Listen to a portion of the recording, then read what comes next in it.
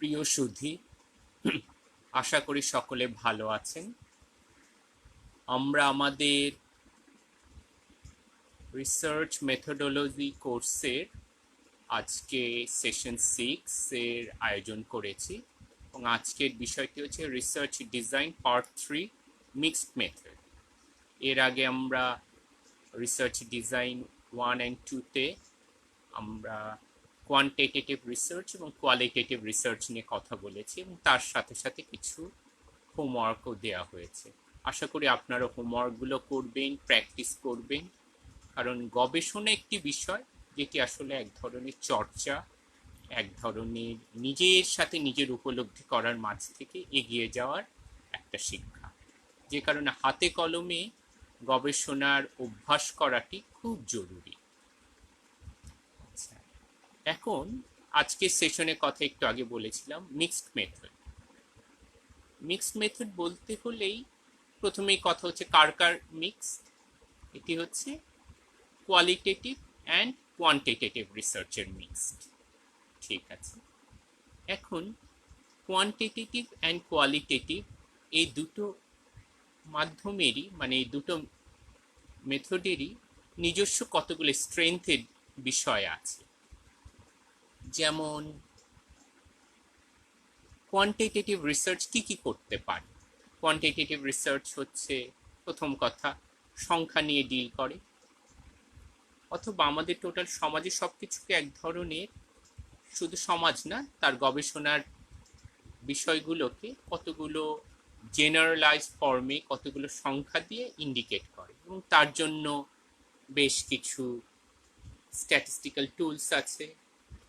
কোনো research descriptive হয়, কোনো রিসার্চ ইনফারেন্স ইনফারেন্স টেকনিক ব্যবহার করে কতগুলো সিদ্ধান্ত নেওয়া হয়, কতগুলো জেনারেলাইজ করা হয়, কতগুলো কোরিলেশন করা হয়। অর্থাৎ কোয়ান্টিটেটিভ রিসার্চ কতগুলো জায়গায় স্ট্রেংথ দেয়, সেটি হচ্ছে একটা জেনারেলাইজ করতে দেয়, একটা কিছুকে সংখ্যা দ্বারা প্রকাশ করতে দেয়। কোয়ালিটেটিভ রিসার্চের বিষয়টিতে কি হয়, কোয়ালিটেটিভ রিসার্চ কিঞ্চিত আমাদেরকে সহায়তা করে একটা বিষয়কে এক্সপ্লোর করতে, যে কারণে এখানে text, narration, story, image, audio visual এগুলো ব্যবহার করা হয়। অর্থাৎ এগুলোই ইনফরমেশনের সোর্স। এবং এখানে ঠিক জেনারেলাইজ করা না, এখানে একটা ফেনোমেনন বোঝা, কিছু ভয়েস বোঝা, কিছু পারসেপশন বোঝা, এটি চেষ্টা করা হয়। আর মিক্সড মেথডের বিষয়টি কি, মিক্সড মেথড হচ্ছে যে এখানে কোয়ান্টিটেটিভ রিসার্চ এবং কোয়ালিটেটিভ রিসার্চ মেথড দুটোরই দুটো অ্যাপ্রোচেরই কতগুলো বিষয় এখানে কম্বাইন্ড করা হবে, একসাথে ব্যবহার করা হবে। এটি হচ্ছে মিক্সড মেথড, যে কারণে স্বভাবতই এটা অনেকে ইন্টারডিসিপ্লিনারি হয়। এখানে একটা বিষয়কে আরেকটু এক্সপ্যান্ডেড ভাবে একটা আন্ডারস্ট্যান্ড, একটা বুঝবার চেষ্টা করা হয়, যে হ্যাঁ কোয়ালিটেটিভ রিসার্চ থেকেও আমরা কিছু বুঝতে পারি, কোয়ান্টিটেটিভ রিসার্চ থেকেও বুঝতে পারি। মিক্সড রিসার্চে সেটা আরেকটু এক্সপ্যান্ড ভাবে বুঝবার চেষ্টা করা হয়। এখানে ফিলোসফিক্যাল অ্যাজাম্পশনস অনেক সময় একটু দেখবেন আমরা ওয়ার্ল্ড ভিউয়ের আলোচনার এবং ওটার বিষয় যে আর্টিকেলটি দেওয়া হয়েছিল, যে চ্যাপ্টারটি দেওয়া হয়েছিল ক্রসওয়েলের বইটি থেকে, সেখানে দেখবেন যে এক ধরনের প্র্যাগমেটিক ওয়ার্ল্ড ভিউজের কথা বলা হয়েছে। সাধারণত এক ধরনের ফিলোসফিক্যাল স্ট্যান্স এটা ক্ষেত্রে অনেকটা প্র্যাগমেটিক থাকে। এখানে মাল্টিপল ফর্মস অফ ডাটা অথবা ইনফরমেশন কালেক্ট করা হয় এবং তাকে অ্যানালাইসিস করা হয়। অর্থাৎ এটাকে আমরা বলতে পারি এটা একটা combination of statistics and stories. অর্থাৎ অনেক ন্যারেশনসও নেওয়া হচ্ছে, সেগুলোরও ব্যবহার করা হচ্ছে, কতগুলি স্ট্যাটিস্টিক্সেরও ব্যবহার করা হচ্ছে। আচ্ছা, এখানে কিন্তু একটা বিষয় বলে রাখি, এটিও কিন্তু আপনার প্রয়োজন এবং আপনার গবেষণা প্রবলেমটি কি, আপনি কি দেখতে চাচ্ছেন, কিভাবে দেখতে চাচ্ছেন তার উপর ডিপেন্ড করছে। অর্থাৎ শুধু দুটো মেথডকে আলাদা আলাদা করে ব্যবহার করে শুধু একটার পর একটা লিখে গেলাম, এটি কিন্তু না। এটিও আপনার প্রয়োজনের উপরই নির্ভর করছে। তার আগে দুটো কথা বলে রাখি, কাছাকাছি শব্দ কিন্তু দুটি আসলে ভিন্ন অর্থ এক্সপ্রেস করে। একটি হচ্ছে মিক্সড মেথড আর একটি হচ্ছে মাল্টি মেথড। আমরা অনেক সময় দুটোকে এক করে ফেলি। মিক্সড মেথডের ক্ষেত্রে আপনার একটা সেম রিসার্চ কোশ্চেনকে আপনি দুটো কোয়ান্টিটেটিভ কোয়ালিটেটিভ দুটো অ্যাপ্রোচ ব্যবহার করে আপনি কিন্তু সেম কোশ্চেনটি আপনি অ্যান্সারটি খুঁজছেন। মাল্টি মেথডে ডিফারেন্ট রিসার্চ কোশ্চেনের জন্য আপনি হয়তো একটা রিসার্চেই আপনি কোয়ান্টিটেটিভ অ্যাপ্রোচও কিছু ফলো করেছেন, কোয়ালিটেটিভ অ্যাপ্রোচও ফলো করেছেন, কিন্তু দুটো ডিফারেন্ট রিসার্চ কোশ্চেনকে জানবার জন্য, সেটি হচ্ছে মাল্টি মেথড। আবার বলছি, মিক্সড মেথডে হচ্ছে সেম রিসার্চ কোশ্চেন জানছেন কিন্তু দু রকম অ্যাপ্রোচ ব্যবহার করে। আর মাল্টি মেথডে হচ্ছে ডিফারেন্ট রিসার্চ কোশ্চেন্স জানছেন ডিফারেন্ট অ্যাপ্রোচ ব্যবহার করে, কোয়ান্টিটেটিভ কোয়ালিটেটিভ ডিফারেন্টলি ব্যবহার করে। আচ্ছা, এখানে কতগুলো শব্দ একটু আমরা ব্যবহার করি। যেমন মিক্সড মেথডের ক্ষেত্রে, আজকে মাল্টি মেথড নিয়ে কথা বলছি না, মিক্সড মেথড নিয়ে কথা বলছি। এখানে একটা বিষয় জরুরি, দুটো শব্দ আগে একটু জেনে রাখা, সিকোয়েন্সিয়াল আর একটি হচ্ছে কনকারেন্ট। অর্থাৎ টাইমিং এর ব্যাপার, যে গবেষণার ক্ষেত্রে সেটা ইনফরমেশন কালেকশনের ক্ষেত্রে হতে পারে, অ্যানালাইসিসের ক্ষেত্রে হতে পারে। প্রথমে আমরা যদি তথ্য কালেকশনের কথাই বলি, যে সিকোয়েন্সিয়ালি, যে আমি প্রথমে কোয়ান্টিটেটিভ ডাটা কালেক্ট করছি, তারপরে অ্যানালাইসিস করছি, তারপরে আবার সেইখান থেকে কয়েকজনকে বেছে নিয়ে আমি কোয়ালিটেটিভ অ্যাপ্রোচ তাদের উপর ফলো করছি, তখন কোয়ালিটেটিভ ডাটা কালেক্ট করছি, অর্থাৎ সিকোয়েন্সিয়ালি। অথবা উল্টো, যে শুরুতে আমি কোয়ালিটেটিভ অ্যাপ্রোচ ফলো করে কতগুলো ইনফরমেশন কালেক্ট করেছি, তারপরে সেখান থেকে আমি একটা অ্যানালাইসিস করেছি, তারপরে আমি সেখান থেকে কিছু ফেনোমেনন, কিছু ভেরিয়েবলস পেলাম, তারপরে আমি কোয়ান্টিটেটিভ অ্যাপ্রোচ ফলো করছি। আরেকটি হচ্ছে কনকারেন্ট। কনকারেন্টের ক্ষেত্রে হচ্ছে কোয়ালিটেটিভ কোয়ান্টিটেটিভ দুটো তথ্যই আমি একই সময় আমি কালেক্ট করছি, অর্থাৎ একই কোশ্চেন নিয়ারের মধ্যে আমি কোয়ালিটেটিভ কোয়ান্টিটেটিভ দু রকম প্রশ্নই রেখেছি, একই সাবজেক্ট একই পার্টিসিপেন্টের কাছ থেকে আমি ইনফরমেশনগুলো কালেক্ট করছি। আচ্ছা, এখানে আরেকটা ব্যাপার একটু বলে রাখি, সেটা হচ্ছে এখানে আমরা ওয়েট কোনটাকে দিচ্ছি। আবার পুরনো কথায় আসি, প্রথমে ইন্ডাকটিভ শব্দটি ব্যবহার করি। ইন্ডাকটিভটি হচ্ছে, মনে করেন যে কতগুলো তথ্য থেকে আমি একটা কিছু জেনারেলাইজ করলাম, কিছুতে ইন্ডিউস করলাম। যদি আমার হয়, আমরা অনেক সময় যেটা করি যে অনেক রকম তথ্যকে কালেক্ট করছি, সেখান থেকে আমি কতগুলো থিম ডেভেলপ করছি।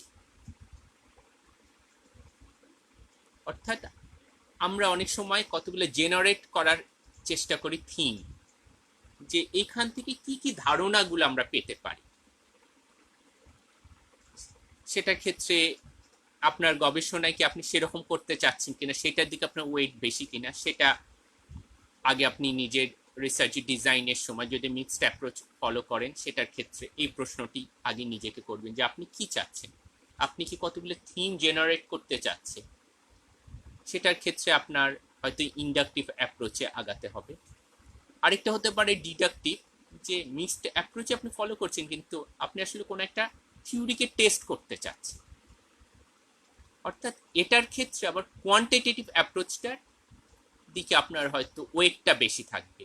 ইন্ডাকটিভের ক্ষেত্রে যে আপনি কতগুলা থিম জেনারেট করতে চাচ্ছেন, সেটার ক্ষেত্রে কোয়ালিটেটিভ অ্যাপ্রোচটার দিকে আপনার গুরুত্বটা বেশি থাকবে। ওয়েটটা কখনো কোয়ালিটেটিভের দিকে বেশি হতে পারে, কখনো কোয়ান্টিটেটিভের দিকে বেশি হতে পারে, কখনো সমান হতে পারে। সমানটার কথা একটু পরে আসছি।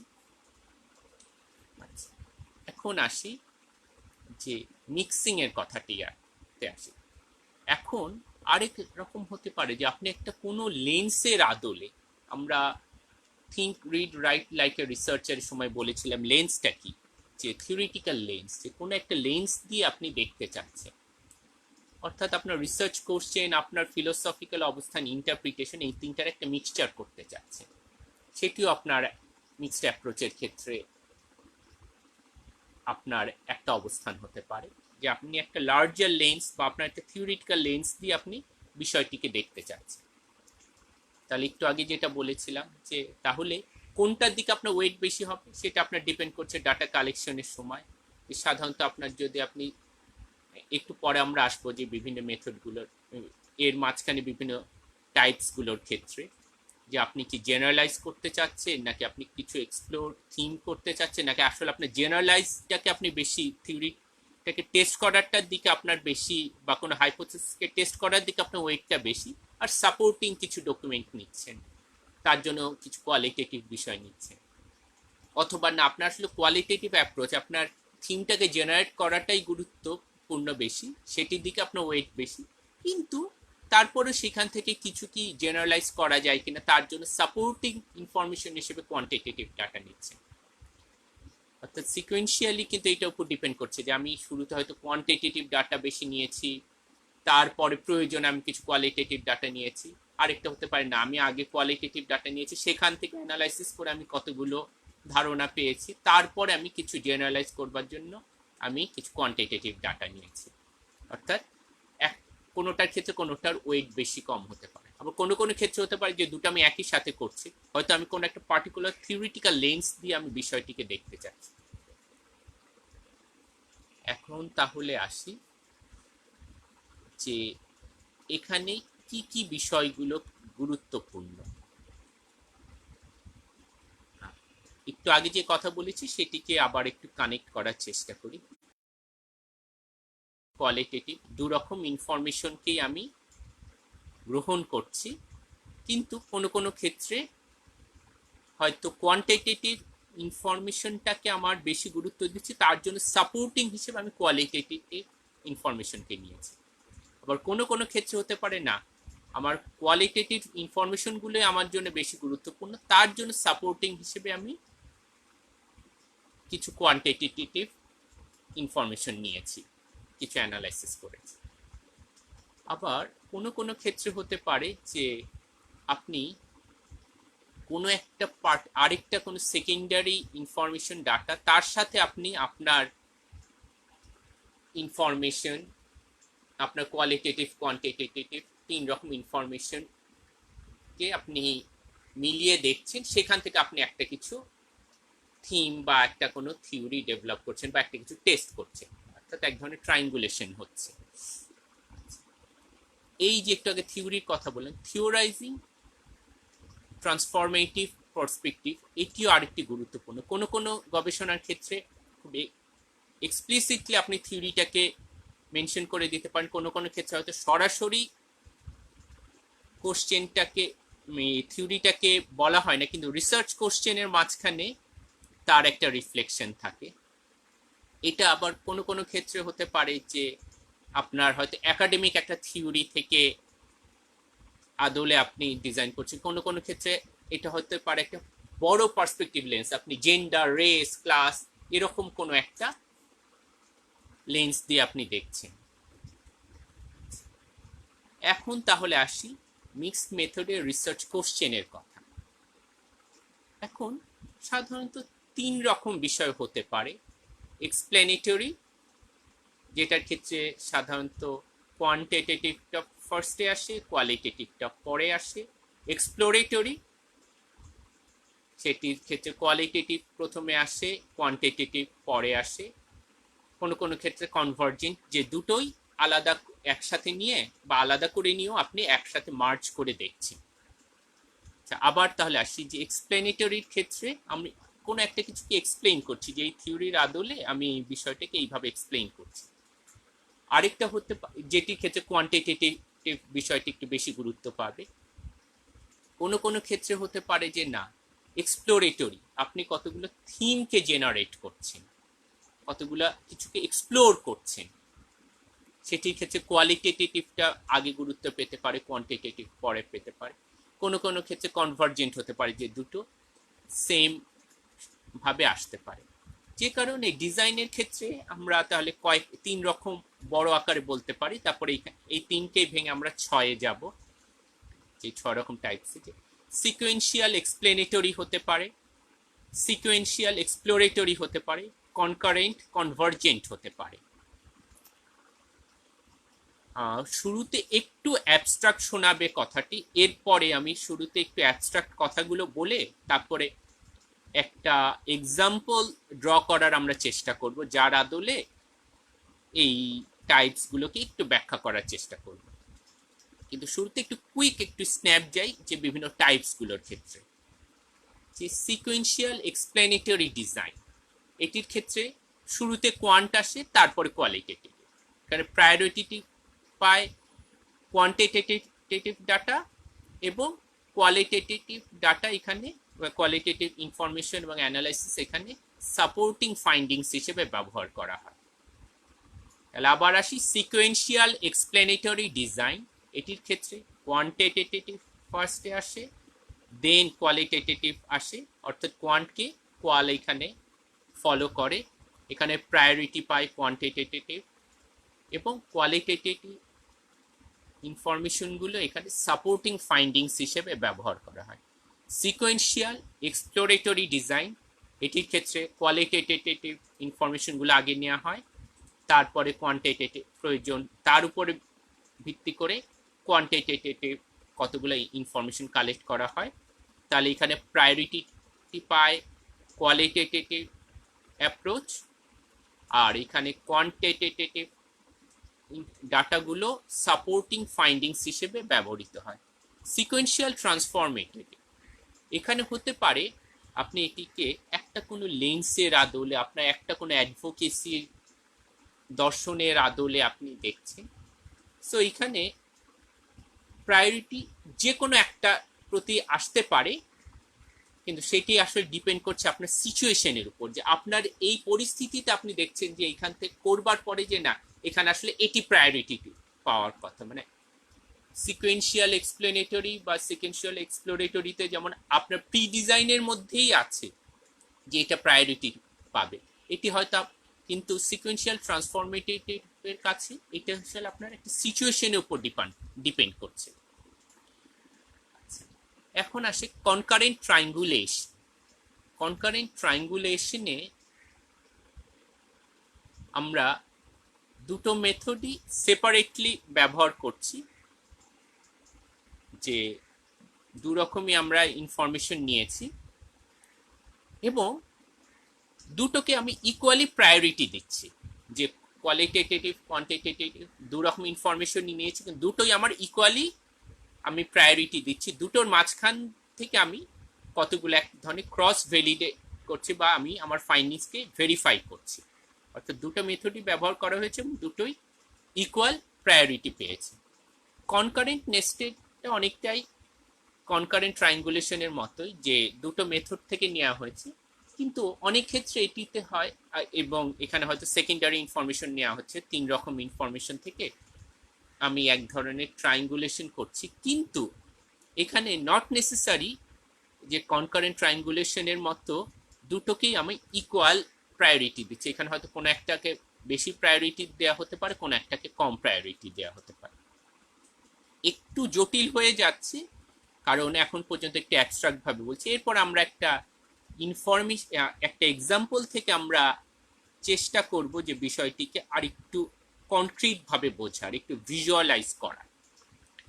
কনকারেন্ট ট্রান্সফরমেটিভ, কনকারেন্ট ট্রান্সফরমেটিভ হচ্ছে রিসার্চার এখানে একটা পার্টিকুলার একটা লেন্স, একটা ইডিওলজি থেকে একটা কোশ্চেনকে ডেভেলপ করেছেন এবং সেই লেন্সের আদলে তিনি মিক্স অ্যাপ্রোচ ফলো করে সেই লেন্সটার আদলে টোটাল বিষয়টিকে দেখছেন।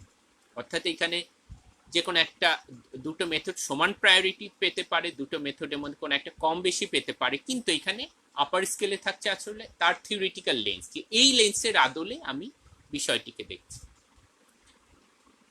আচ্ছা, এই এখন পর্যন্ত আজকের আলোচনাটা একটু জটিল হয়ে গেছে, এটা বুঝতে পারছি, কারণ এখন পর্যন্ত খুব অ্যাবস্ট্রাক্ট এবং অনেক বেশি টার্ম করেছি।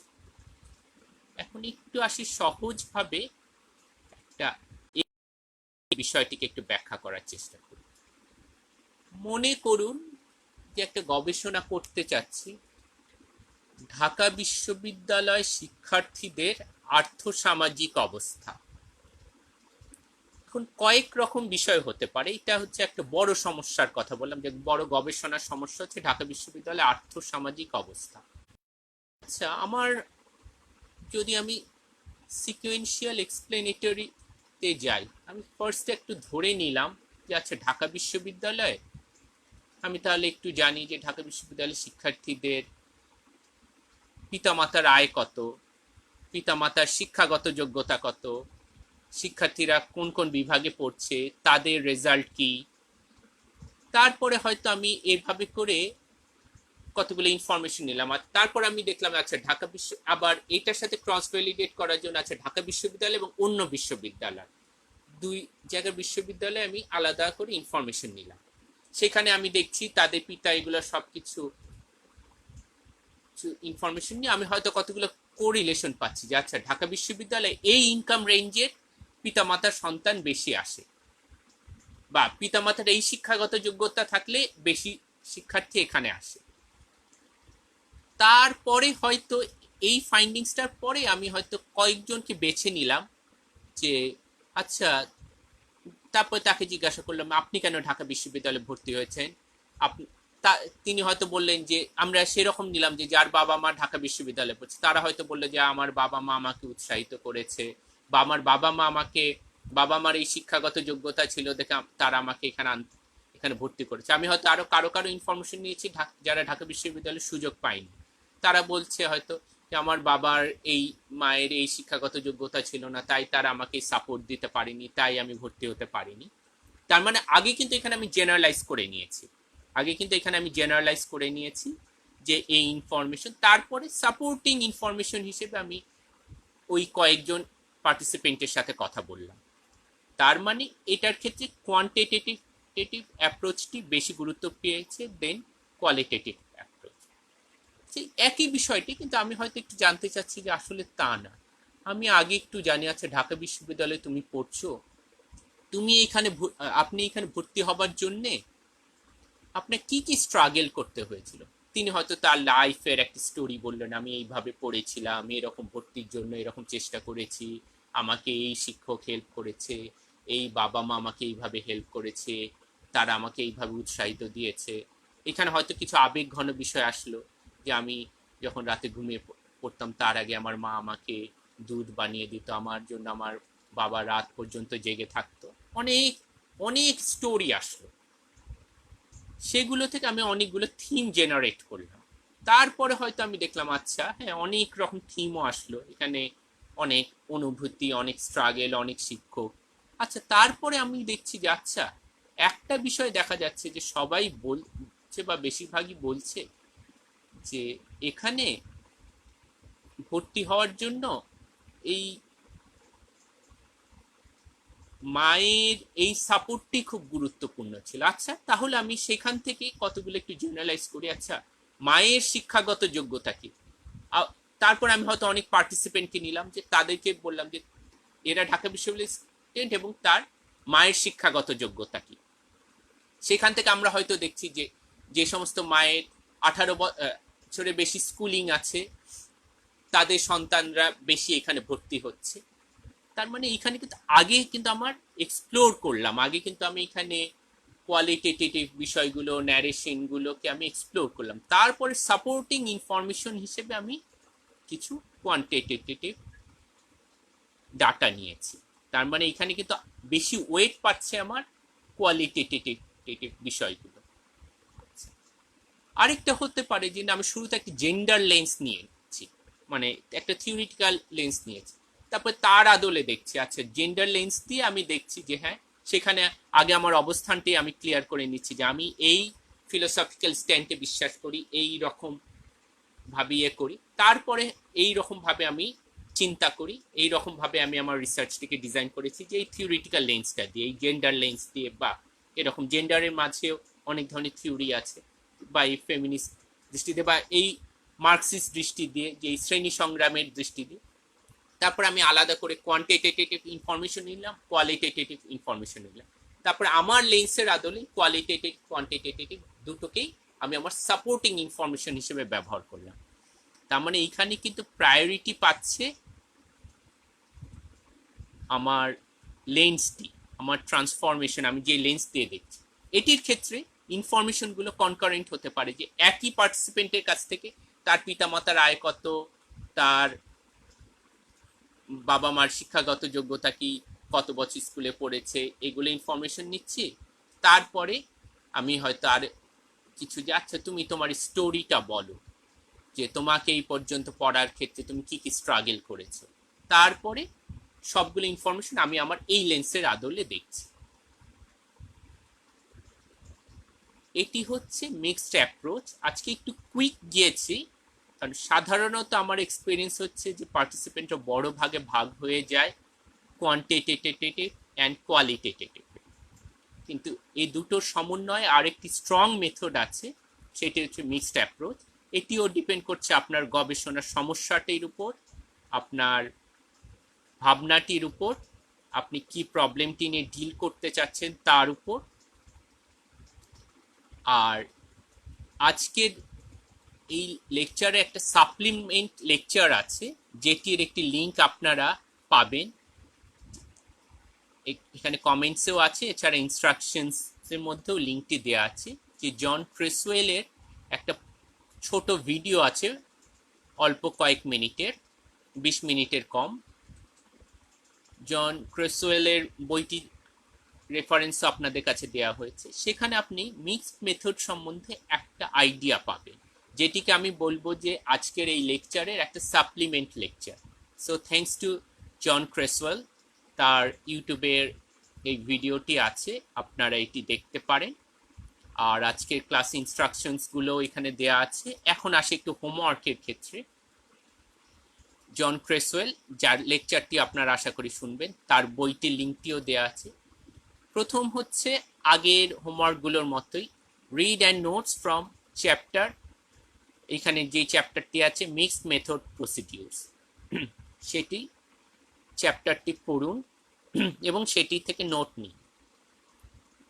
তারপরে যেটি এই চ্যাপ্টারটিকে আপনি আপনার নিজের ভাষায় সামারি করুন। চ্যাপ্টার শেষে কিন্তু একটা সামারি আছে, কিন্তু সেই সামারিটি নয়, আপনি আপনার নিজের ভাষায় সামারি করুন। আর তার সাথে সাথে আরেকটা কাজ আপনাদের করতে হবে,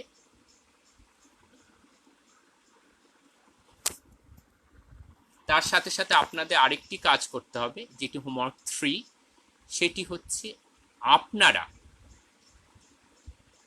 লিস্ট করবেন, কতগুলো টাইটেল বেছে নেবেন।